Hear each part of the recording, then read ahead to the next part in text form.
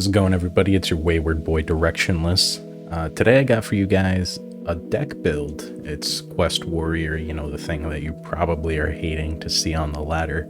An extremely consistent, fairly affordable deck that I believe you definitely should be playing if you want to climb on the ladder and you just want to have a deck that is extremely consistent on your roster.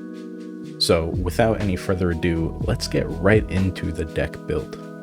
Here we are at the deck list. So as you can see, it is a pirate deck that focuses on Raid the Docks as our quest.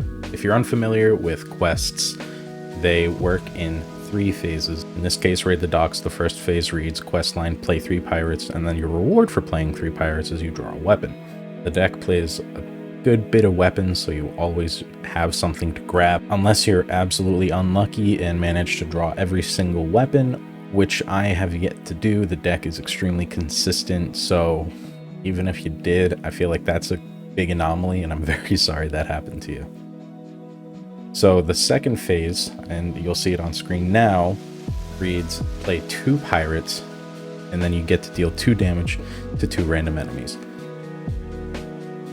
That's an insane reward in some cases, where if you're able to get that reward on turn 3 even, you could probably shake up the rest of the game just on what you hit. And then the third phase, you get to get the thing that you're really looking for here, and that's Cap'n Rope. Moving on to phase 3 of Raid the Docks quest line, you get the reward that we really care about, and that's Captain Rokara. When you play Captain Rokara, you get the Juggernaut summoned to the field. The Juggernaut is what the entire deck cares about. Once this card is on the field, and if it's in a mirror match, usually whoever gets it first is the winner. The card is insane value. So every start of your turn, once the Juggernaut is on the field, you're given a random weapon, you're given a pirate summoned to the field, and then you get to deal 2 damage to 2 targets. Every single turn. It's insane. You just get so many pluses off of the card. I believe you could consider it a card. It doesn't actually interact as a card on the field. Things that would destroy minions don't destroy it. It can't be targeted. So once it's on the field, it's there. Maybe there's a way to remove it, but none that I'm aware of. If you know, please let me know, but I don't think there is. So once that card is on the field, you probably will win from there.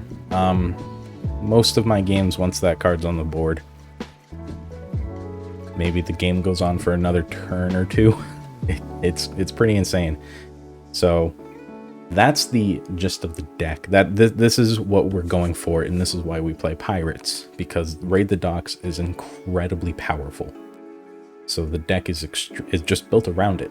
So in this version of Quest Warrior, we play Athletic Studies, discover a rush minion, and the next one costs 1 less. Nice, like, little thing to add. It has its value, especially because you're getting a rush minion.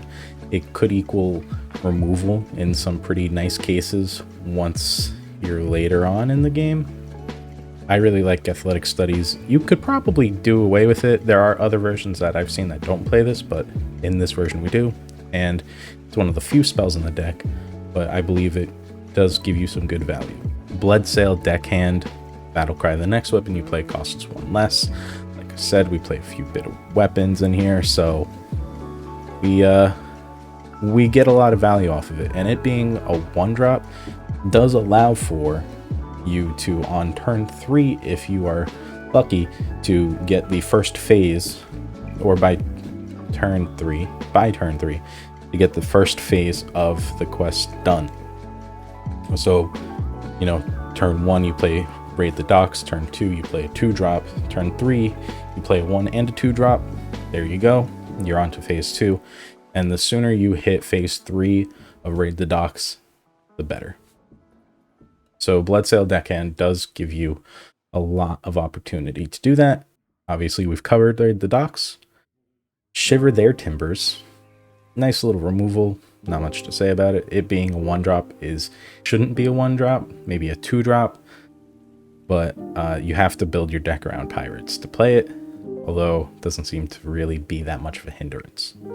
Bloodsail Raider, this card is old as dirt, but it's a good one. Gain attack equal to the attack of your weapon. Like I said, we play weapons. Raid the Docks gives us 1 every time once we reach the Juggernaut on the field.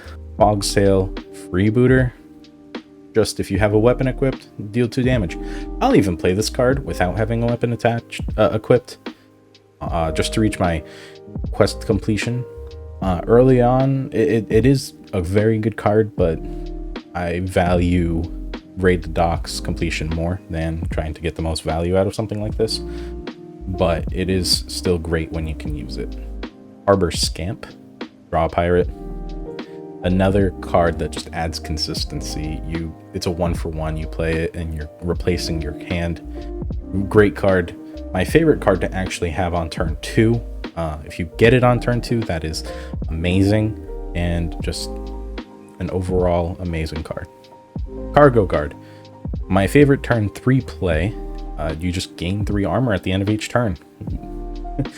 Why play hero power if you can just gain 3 armor? Which you will notice when you play this deck, you don't hero power too often. You do when you have nothing else to do, of course, but even on turn 2, Defias Cannoneer. After your hero attacks, deal 2 damage to a random enemy twice. Again, does the same thing as the Juggernaut, does the same thing as phase 2 of the quest. So having it in a minion is just great. I feel like it attacking an enemy twice, a random enemy twice, is a bit much. I feel like it could probably be nerfed to just attacking 1, but that I could be wrong there. South Sea Captain, just, another one of those anthems that make the deck extremely consistent. Stormwind Freebooter, give your hero +2 attack this turn. Great. We're always able to attack even if we don't have a weapon, which sometimes in the beginning you don't, but once you reach mid-game, you almost always have a weapon. So at any point in the game, this card has tremendous use, and playing this on turn 3 is my second favorite move as opposed to Cargo Guard. Reaper Scythe also deals damage to adjacent minions once you play a spell. That's what Spell Burst does. Activates that ability for the turn. So this card being able to hit 3 minions for 4 damage, it's very nice removal and has served a lot of purpose in the deck. It's great to draw. It's a great thing to play on turn 4 once you've completed your first phase of the quest. You can take a turn to not play a pirate. You kind of get a feel for it after some time where you're going to want to play a pirate to get to the Juggernaut faster, or if you can take a turn to play Reaper Scythe or another bigger drop that will swing the tide of the game into your favor and allow you to just snowball from there. So you always kind of have to keep in mind, am I going for faster quest completion or can I deviate a little bit? And those are just the judgment calls you'll have to make in the game. Sword Eater gives you a weapon when you play it, and it's a taunt. I mean, can't say much bad about this. Cutting Class. Draw 2 cards, cost 1 less per attack of your weapon. A common turn 5 play I make is Reaper Scythe, Cutting Class. It's a great combo. It's intended. It's just a tremendous. It's just a tremendous card. It being a 5-drop is necessary considering how quickly it is to just drop the cost of this card down to 1. So it just also adds to the consistency. Stonemaul Anchorman. I use this almost as just removal, and it getting Frenzy, draw a card is good. It replacing itself once you attack with it is great. A lot of the deck does that. It kind of adds to the value of itself after being played.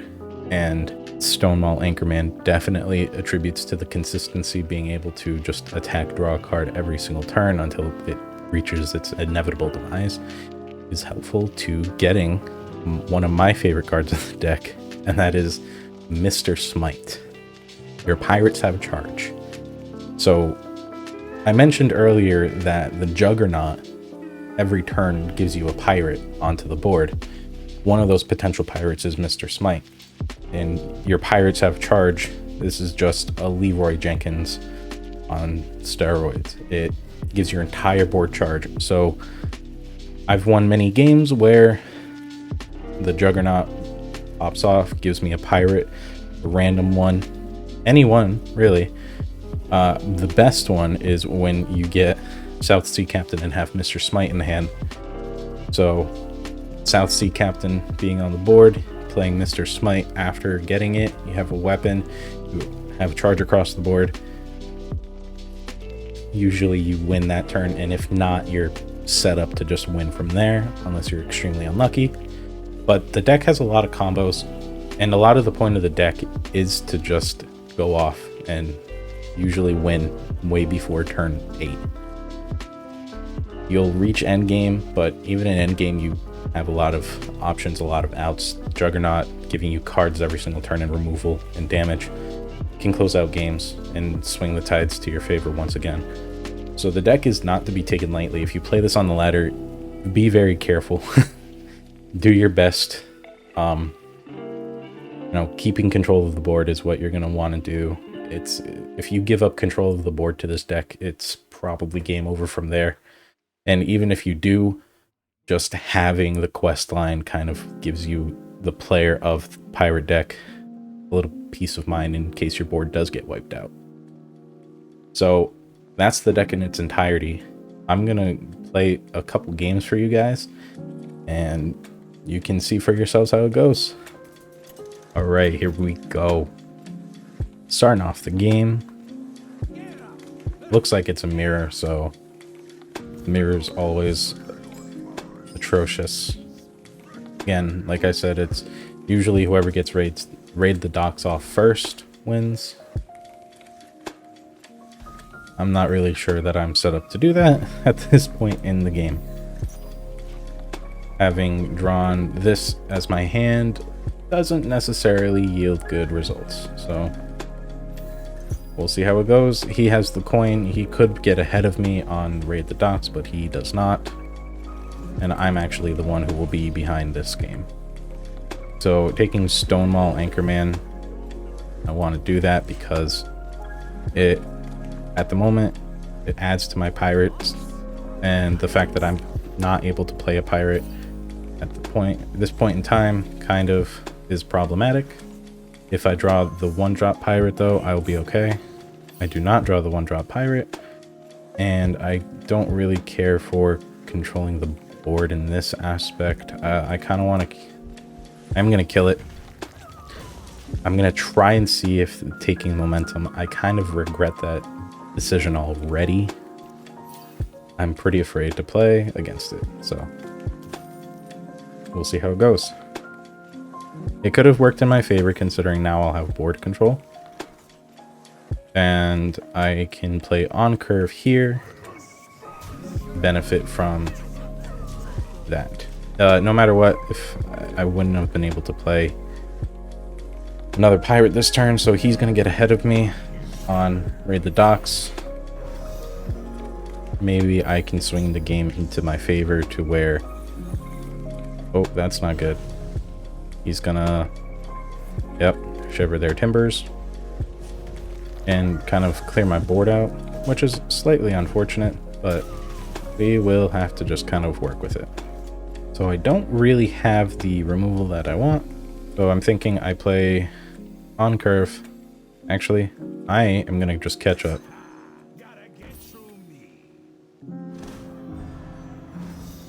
I'm gonna get ahead of him on count, and we will go from... It's a risky play. It actually isn't all that profitable, but I am banking on the fact that... Oh, there he is. I kind of had to do that to keep up, so I'm a little sad because it's probably gonna... Yep. Oh, he used to hit my face.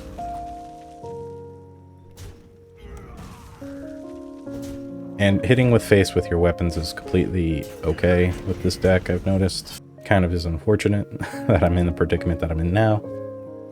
But getting on count will help, so that's just what I'm gonna do. And we're gonna see how lucky I get here.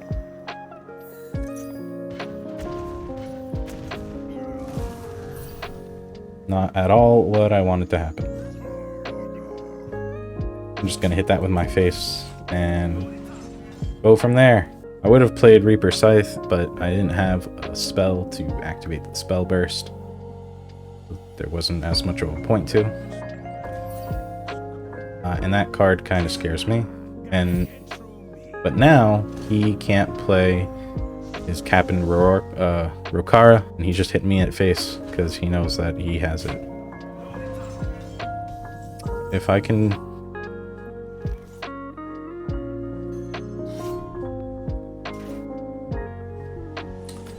We're gonna go for it.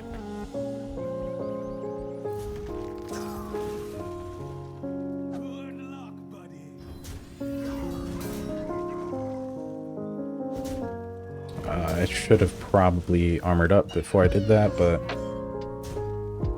like I said, game is decided usually by who gets Captain Rokara on board first, so him getting it first is a little scary. I've yet to win a game where I didn't play Captain Rokara first, so the fact that he's got it first and I don't absolutely scares the shit out of me.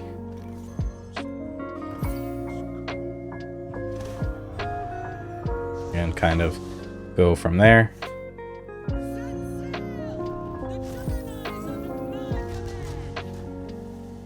I'm gonna have to raid out for Captain Rokara.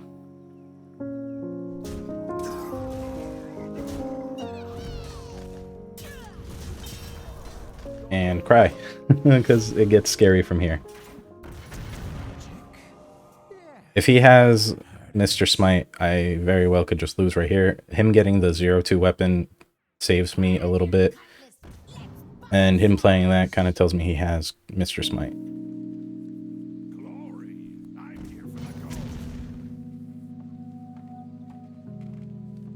Ooh. Okay, so he doesn't actually have Mr. Smite. But I am going to lose my Captain Rokara. I'm not going to lose my Captain Rokara. Instead, I'm going to win the game probably. Because he didn't play anything. So let's see. I have 7, 15, 18 game on board.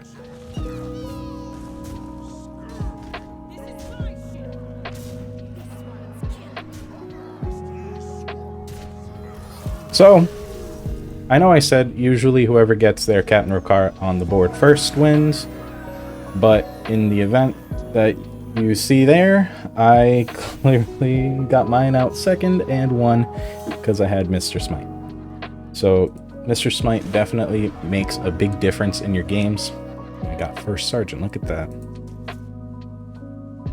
And just, I had the combo. It came down to I had the combo. Fortunately, he did not, so I got to profit from that. That's the deck, guys. That's kind of how you play, and even playing in disadvantage position, I was still able to take the game back. Now, again, I'm playing currently in fairly low silver, so you will probably have different results. I'm slowly climbing. I promise I'm not actually a low silver player, so I get it. I did make some questionable plays in the game, and if I hadn't been playing at this level, maybe I would have lost. Maybe, you know, there were many risks I took in the game. Swinging with face a few times was scary, considering at any moment he could have blown up in one. I just happened to get 20 some odd damage on board. I was lucky, and he did get a little ballsy. He didn't try to clear my field with his weapon. Actually, it's kind of questionable. I think he would have still lost anyway, but considering that he just didn't have a board that could attack on that turn, he didn't have Mr. Smite. I had held on to mine for the absolute last turn, which is, you want to treat it as if it is a Leroy Jenkins. We all know that card. So that's the deck. I hope you guys had a good time watching the video, and now you understand a little bit more about the deck and what it's capable of, what it can do, how to play it, how to approach it, and maybe you learned something about how to counter the deck once you play it. Like I said, it's an extremely solid deck. If it loses tempo hard enough, it can't really come back. As you saw, my opponent at one point did have the tempo. I took it back, and the game was pretty much mine from there. So, and that only happened in the last couple turns. It was not. It's pretty instantaneous how fast this deck can take back tempo.